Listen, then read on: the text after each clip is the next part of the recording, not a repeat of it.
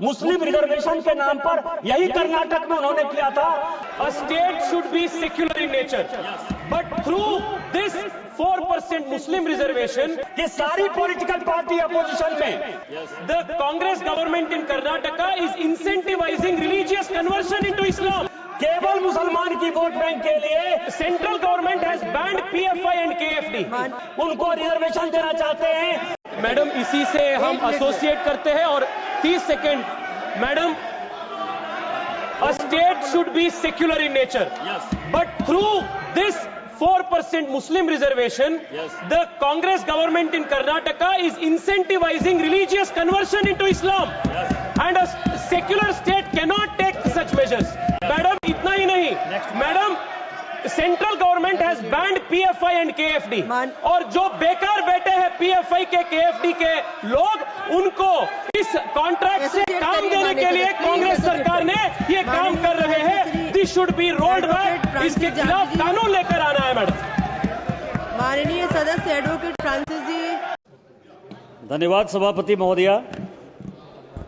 मैं आपका ध्यान अभी कर्नाटक में जो 4% मुसलमानों को आरक्षण मिला है कॉन्ट्रैक्टरी में, अभी तक तो एजुकेशन में उनको रिजर्वेशन मिलता था, कहीं नौकरी में रिजर्वेशन बैकडोर से देने की बात आती थी, अब उनको जो है जो ठेकेदारी है उसमें भी उनको आरक्षण मिलेगा। मैं आपके माध्यम से सभापति महोदया इस देश का ध्यान आकर्षित करना चाहता हूं कि 1919 में जब खिलाफत आंदोलन शुरू हुआ और 1921 में असहयोग आंदोलन बंद हुआ उसके खिलाफ, तो कांग्रेस ने मुस्लिम लीग के साथ समझौता किया।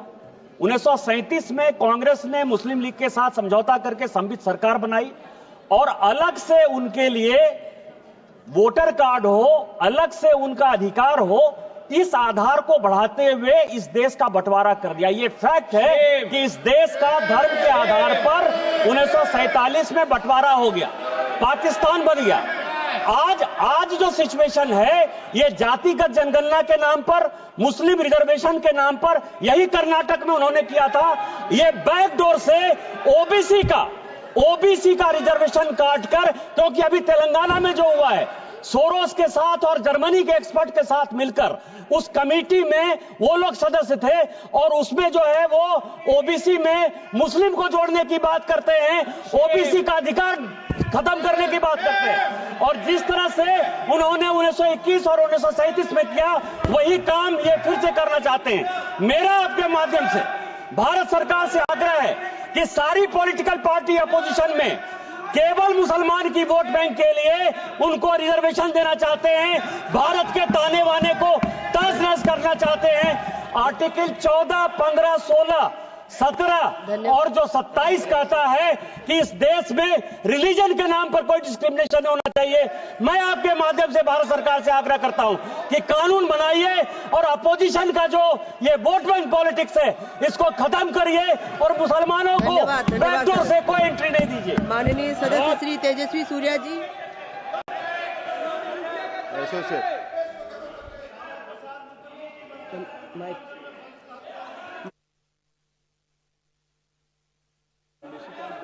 Raised a very important and serious issue. We will communicate his feeling to the concerned ministry.